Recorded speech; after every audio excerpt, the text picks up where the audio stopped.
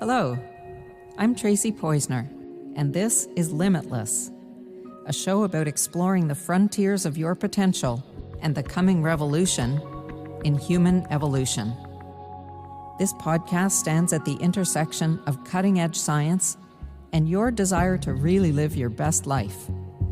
We'll dive into the quantum realm of waves and particles and how it applies to you and me, not as theory, but as the truth of how we operate. We'll delve into the mysterious mind-body connection and the premier technology on the planet for activating higher states of consciousness in mind and body. I hope what you hear will resonate and encourage you to stop playing small with your one wild and precious life, to start expanding into the legacy you're really here to create. To dive further into these topics or to experience this technology for yourself, visit my website at tracypoizner.com.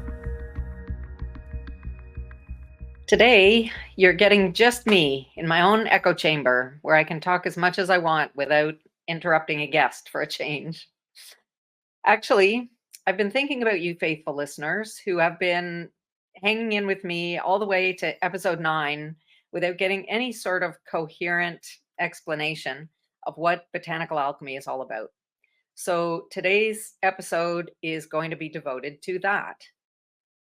Before I dive into the meat and potatoes, if you've listened to the earlier episodes, you know already, you've heard me say that I practiced as a homeopath for about 25 years before the idea for this system came through.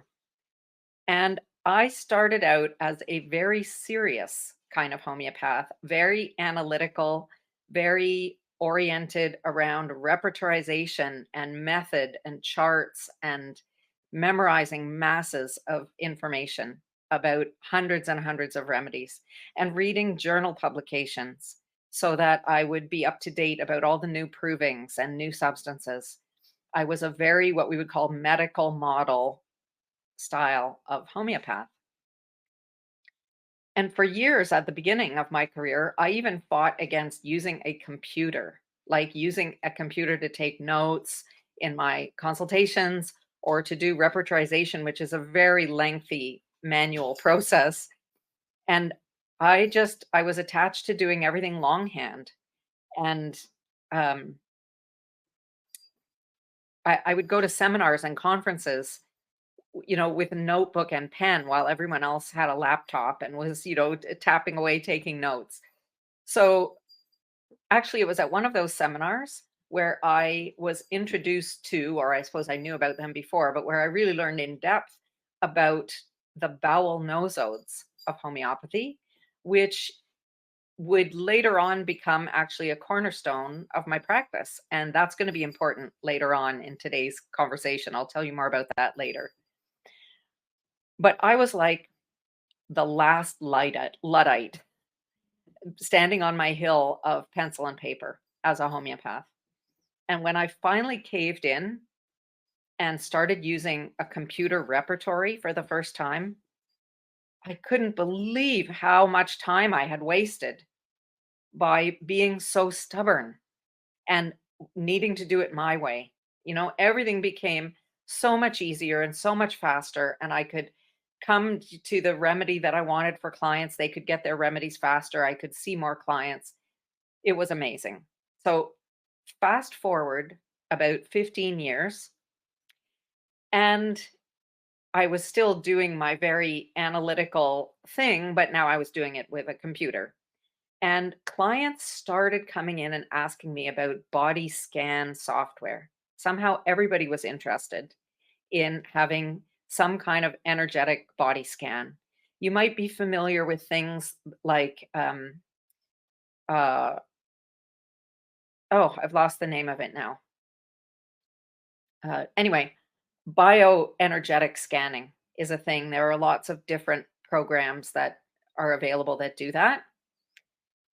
So I researched the programs that were available, and I made what was a huge investment at the time, it actually still is, in the NES bioenergetics body scan system, NES. I was actually sold on that particular program, I can say this, by the fact that they were offering all future upgrades included in the price that I was gonna pay up front for this in whatever I said it was about that's 13, 14 years ago now, so around, 2011, I think, is when I bought that program. So, buying a sophisticated piece of computerized equipment software where they're giving you all the future upgrades included, that was a pretty big deal. And I can say it's been incredible. They've really made good on that. It's an amazing program. I loved it. My clients love it.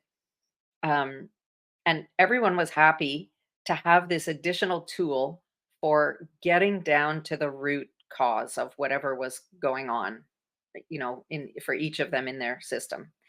And the Nest system has just very, very recently, in the last couple of weeks, uh, combined two of their brands into one. And I think everything now is called Energy for Life. Energy number four life. If you want to look them up, you can go there. So I also, about the same time, 2011, bought a scanar device. I don't know if you're familiar with scanar technology.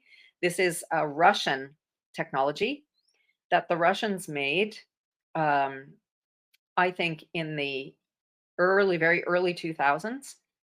It was intended as a complete medical system for astronauts in a long-term service on the space station because it's not possible to take so many, they don't have room to take a lot of medicines up there. And if people get sick during their 6-month stay or however long they stay up there, um, they were looking for ways to effectively treat anything that might come up during a long stay in space. So this is PEMF, pulsed electromagnetic frequency device that you apply to the skin, and it's got all kinds of readings and settings and buttons, and uh, it's also quite an amazing system. And my husband is really fond of still using that tool quite a lot. So even though now I'm diving into these more energetic tools in my practice, I was still being pretty much an energy medicine hypocrite because I could never imagine at that time that I was going to bring muscle testing into my practice. I could use these tools because they were technology and because they were so scientific, right? And so data driven. Um, and they were something that you could like look inside of the programming of. But muscle testing still seemed too flaky for me, despite the fact that I actually loved having it done by other practitioners. I loved it when other naturopaths, nutritionists, whoever I went to see, if they did muscle testing on me, I loved it. Um, I could appreciate how well it worked. I just couldn't imagine me being the person who had the skill or the gift to do that kind of thing. So when I finally met Heather Phillips, the late and wonderful Heather Phillips, I learned Touch for Health, which is again, a complete medical system from soup to nuts, um, of what they call applied kinesiology, which is another name for muscle testing. That's when I finally got the confidence to start using this tool for myself because I got so much practice and really training from her um, in how to do it, in how to sense what I was looking for, and to know that I was on the right track with it. So I started using Touch for Health, in fact, as a whole system in my homeopathy practice, and people were blown away with it because within seconds, I could identify some core distortion with a particular organ or a meridian, a meridian energy pathway. And then again, in seconds, I could actually treat it with a certain type of gentle pressure in a very specific area, and it would be fixed, and the person would be able to feel the change. So after that, I got into EFT, which is called Emotional Freedom Technique. EFT, that's tapping, which I've done quite a lot of in my practice. And I can't even begin to list all the miracles that I saw in front of my eyes in my practice. Um, People letting go of lifelong fears from a 5 or 10 minute tapping session. It was quite remarkable. But there was one element in my practice that I was still relegating to the bottom shelf, so to speak. And that is literally where I kept my Bach flowers, on the bottom shelf. I had known about them since I was in school for homeopathy, in the 1990s. And, um, I'd use them off and on when I wanted something extra gentle, let's say, or where I was worried about a healing reaction from homeopathy. Or where I wanted something along the lines of a placebo, because that's a thing in homeopathy. We actually do intentionally give placebo sometimes because we want to be able to differentiate the response between when we've given the person blank sugar pellets and when they've gotten an actual remedy. A lot of people think homeopathy is all placebo, but we do actually take great pains to understand the difference between an uh, endogenous result where you're creating it yourself and where the remedy, the homeopathic remedy, is really shifting something energetically. So I thought of Bach flowers as a kind of poor cousin of homeopathy. That they were too basic really to work at the deep level that homeopathic medicines could work, and yet they were nice to have around and I appreciated them from time to time. It never occurred to me that the Bach flowers were connected in some way to, they're the brainchild of the same Dr. Edward Bach who had created these bowel nosodes that I was so enthusiastic about. Um, and they were regularly producing fabulous results for my clients. The bowel nosodes are a homeopathic version of medicines that Dr. Bach had previously prepared as injectable vaccines. And they are derived from uh, gut microbes, from the gut microbiome or the bowel flora, the gut flora. Um, Essentially, we're talking about cultured bacteria from stool samples.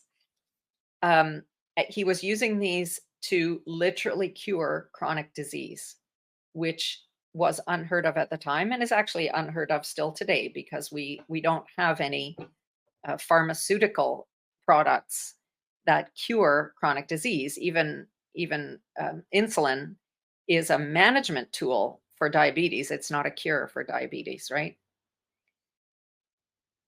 So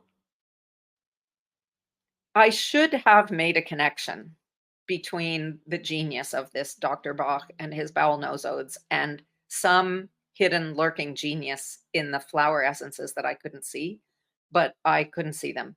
I believed in my ignorance that he had died too young to really turn his flower essence idea into a bigger a platform, the way homeopathy has so many thousands of remedies, and the Bach flowers are limited to 38 remedies.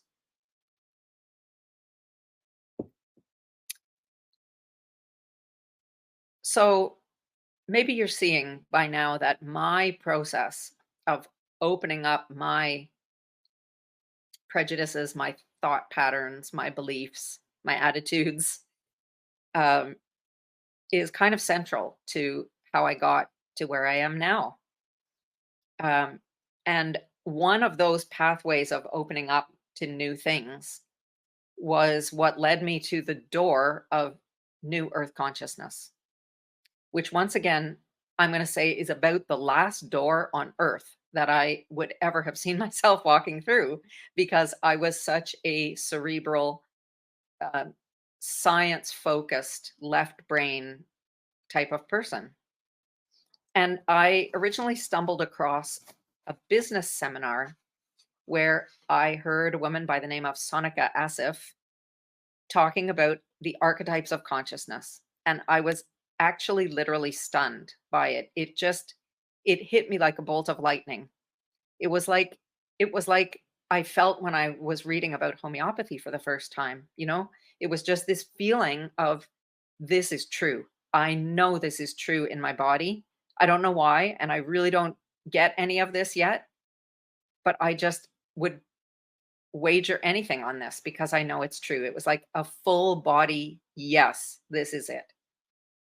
So I sort of dropped everything to study archetypal consciousness. And maybe as an architect's daughter, it was the architecture of the system itself that charmed me. I don't know, but it made so much sense to me. This was the structure of consciousness, the blueprint for what makes us tick.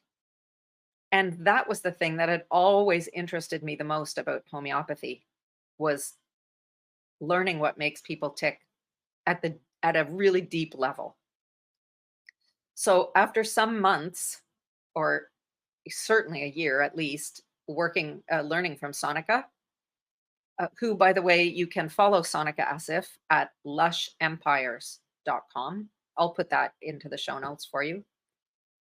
I had the sudden kind of nudge to apply these archetypes to the Bach flowers. And I haven't the faintest idea where that nudge came from. It just appeared as a fully formed idea after a prompt from another business coach whose name is Gita Lassen. I owe her a great deal for having been instrumental in developing this whole methodology for me.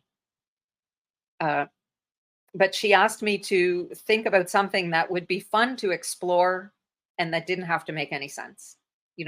What would I be doing now if I wasn't doing the thing I was already doing?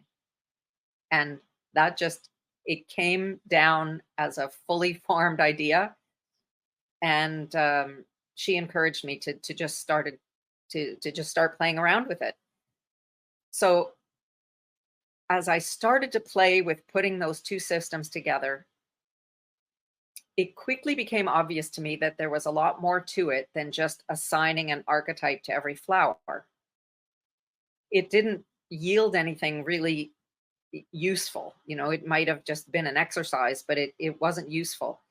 But when I decided to go for pairs of archetypes, one that was easily visible on the surface, but according to the behaviors or the language of the client, and one that was hiding deep underneath and doesn't want to be revealed, the one that's holding most of the unconscious baggage, that's where it all fell into place.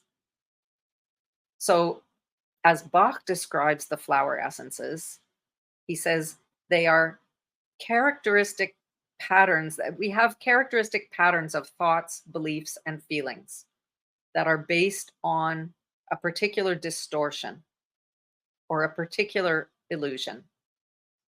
And these illusions block our ability to hear the wisdom of our higher self. And thus, they block our ability to perceive the truth.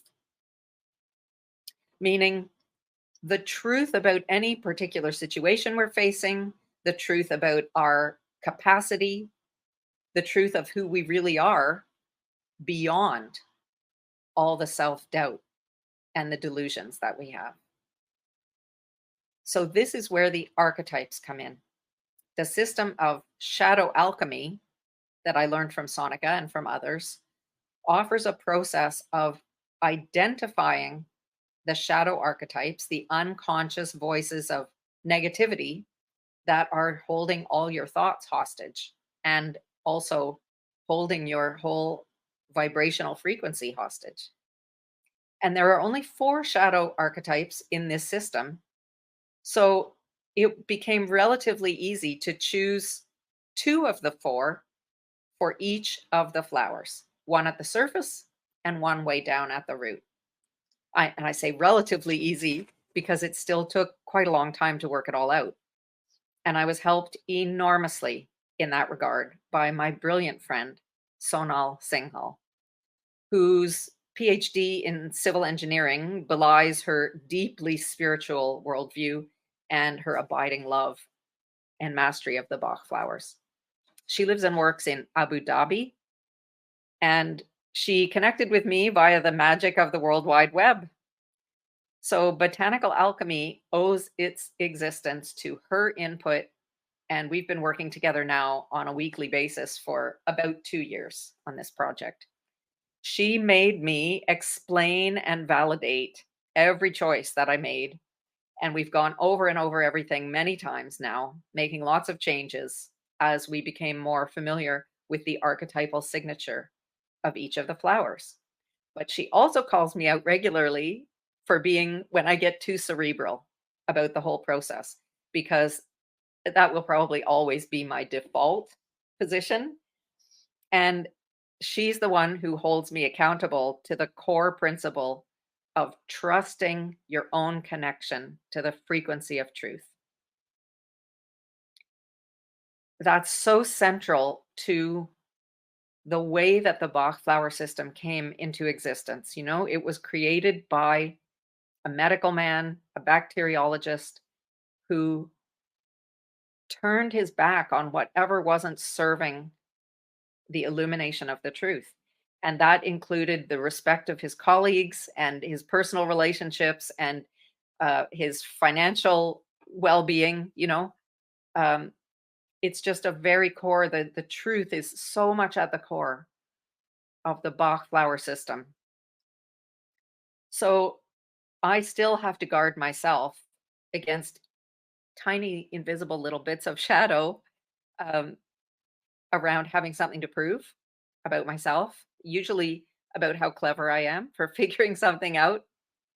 So it's a delicate balance between letting go and following an intuitive nudge and refining the structure of the system, which involves some intellectual application, so that I can teach others what I know and how to do this, because that's really important to me.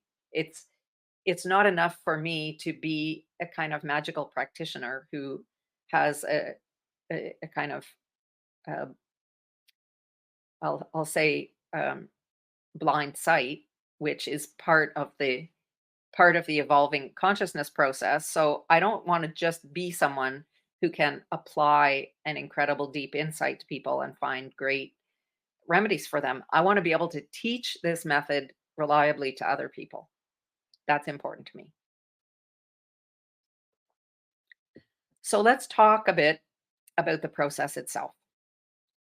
Botanical alchemy starts with the shadow alchemy process, which is a very straightforward series of questions, either for yourself or for someone you're trying to help, maybe a client or a patient, to get deep into the unconscious core of the issue. I call this level like the root programming, or you might say it's like your operating system. This this is a piece of it that can be such a boon to functional medicine doctors, just for instance, and other health coaches who know, or at least they say that they know, that the root of all illness is at the mental, emotional, spiritual level. Um, they work with a beautiful systems map called the functional medicine matrix, which I believe is absolutely correct and perfect for diagnosing at the root level. But functional medicine itself doesn't have so much to offer in terms of a direct intervention right in that space, right at the core, because until now, they haven't had the right kind of tool that could make an effective adjustment at that level. So I've developed a tool that asks the right questions to get the shadow voices to expose themselves.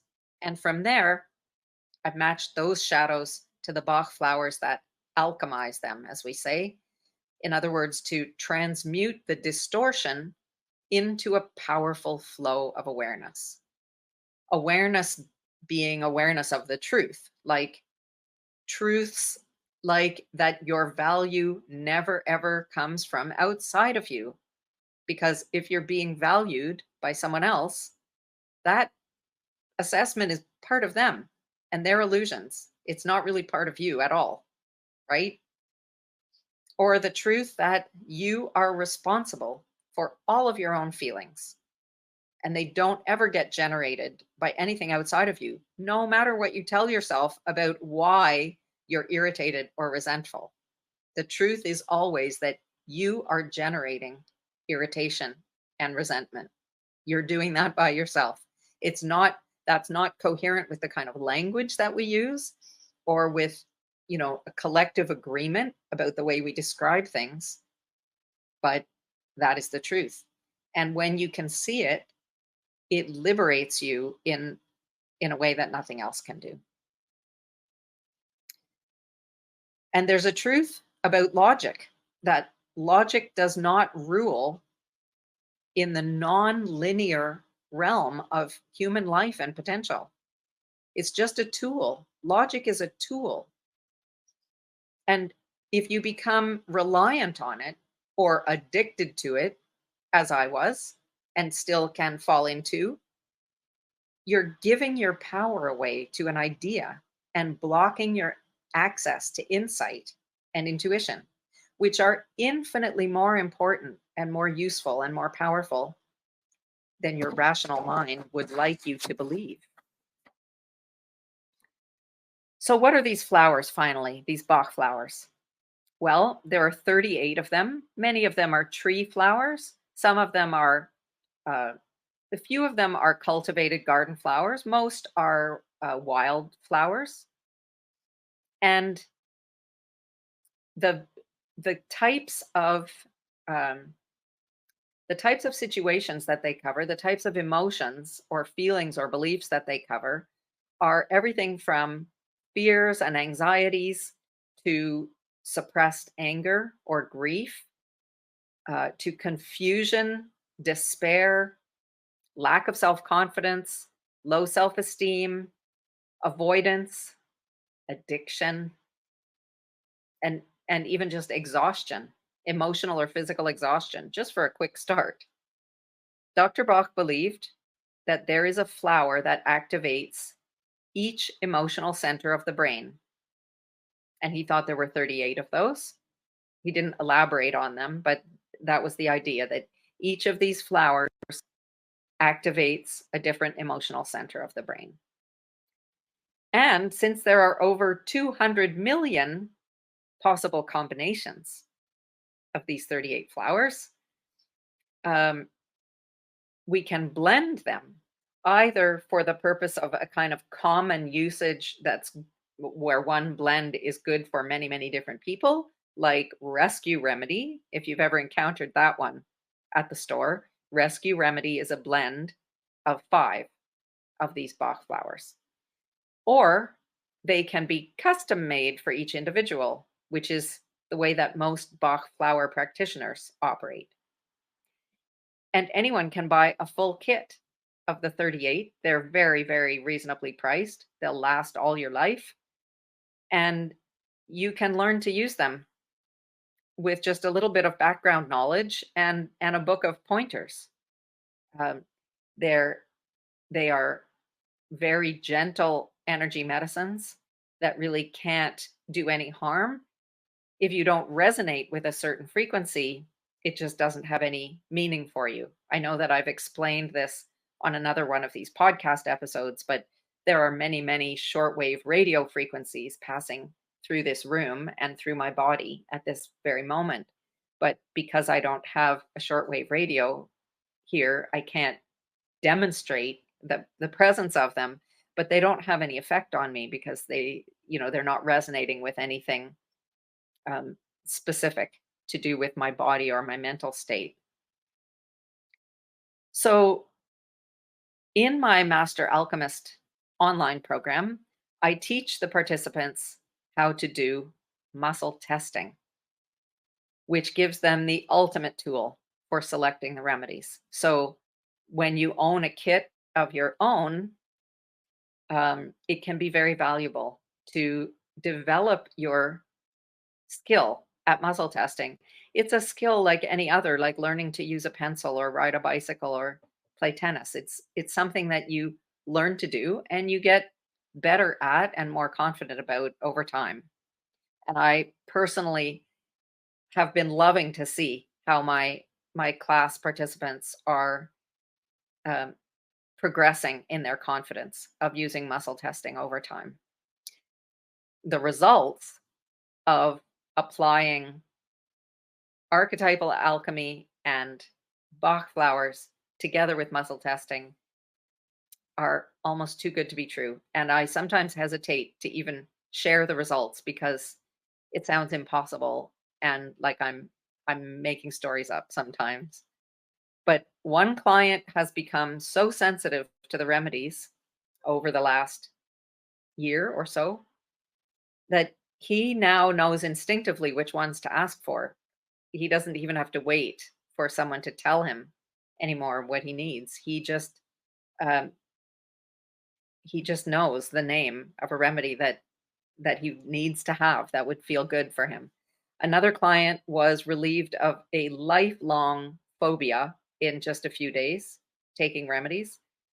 Um, my clients have had spiritual epiphanies and have created massive business pivots in the 7 and 8 figure realm. Um, Again, that it's almost impossible to believe that the remedies can be playing a role in these kind of things. Okay, another of my clients called it happiness in a bottle. She would hold up her little bottle to the camera when we were having a Zoom call and say, "What is even in this?" It's just happiness in a bottle because of how quickly it would shift her mood and her outlook. So, this is the part of my broadcast where I tell you that you should really experience this for yourself. Because at the end of the day, you'll never believe me until you feel it happening in your own body. So reach out to me for a chat at tracypoizner.com and we'll figure out the best way for us to work together, whether that's a single botanical alchemy session or a short series of blends that I send to you by mail, or perhaps a 90-day intensive program to learn how to work on others, patients and clients at the truest root level and finally get your hands on the control panel of your limitless self. Thanks for listening. Limitless is produced by Neil Haley with music by Danny Columbi. I'm Tracy Poizner. If you're an innovator, a business leader, or a high performer with deep curiosity about the uncharted reaches of your own potential, visit tracypoizner.com for an accelerated pathway toward unimagined achievements and legacy milestones. I'll look forward to meeting you.